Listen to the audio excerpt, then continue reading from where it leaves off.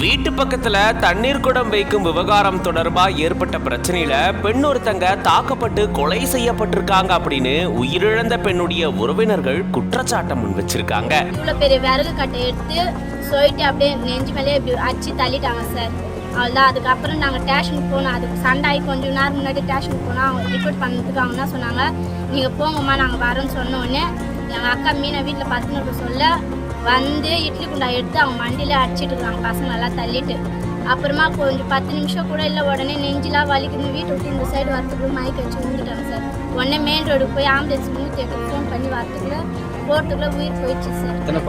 3 பசங்க.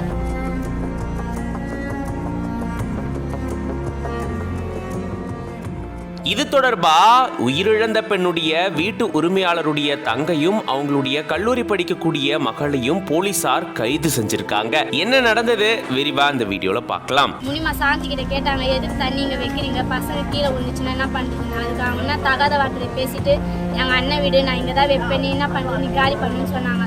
அதுக்கு எங்க அக்கா மீனா போய் அவங்க வாடகை தான் தராங்க, சும்மா ஒன்னே இல்லையா, எதுக்கு நீங்க அசிங்கமா பேசுறீங்க, அசிங்கமா பேசுங்க சொன்ன உடனே வள்ளி அவங்க சாந்தியோட பெரிய பொண்ணு வள்ளி எடுத்த உடனே கை வச்சிட்டா.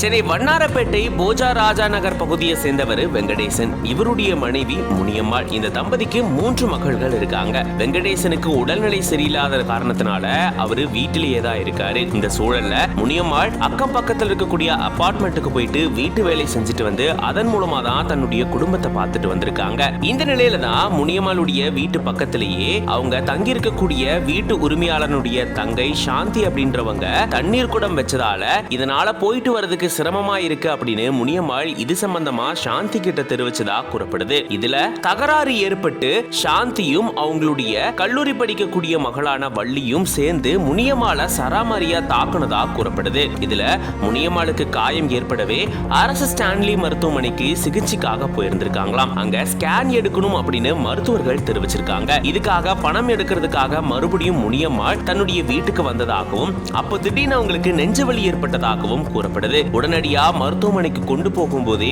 முனியம்மாள் உயிரிழந்ததா கூறப்படுது. இந்த சூழல்ல தான் இவங்களுடைய உயிரிழப்புக்கு சாந்தியும் அவங்களுடைய மகள் வள்ளியும் தான் காரணம் அப்படின்னு முனியம்மாளுடைய உறவினர்கள் குற்றச்சாட்டை முன் வச்சிருந்திருக்காங்க. இதை தொடர்ந்து சாந்தியும் அவங்களுடைய மகள் வள்ளியையும் போலீசார் இப்போ கைது செஞ்சு விசாரணையை மேற்கொண்டுட்டு வராங்க. உயிரிழந்த முனியம்மாளை நம்பிதான் இந்த மொத்த குடும்பமுமே இருந்திருக்கு. இந்த சூழல்ல இவங்களுடைய உயிரிழப்பு குடும்பத்தாருக்கு பேரிழப்பா அமைஞ்சிருக்கு. இந்த சம்பவத்தால வண்ணாரப்பேட்டை பகுதியில பெரும் பரபரப்பு சூழல் ஏற்பட்டிருக்கு.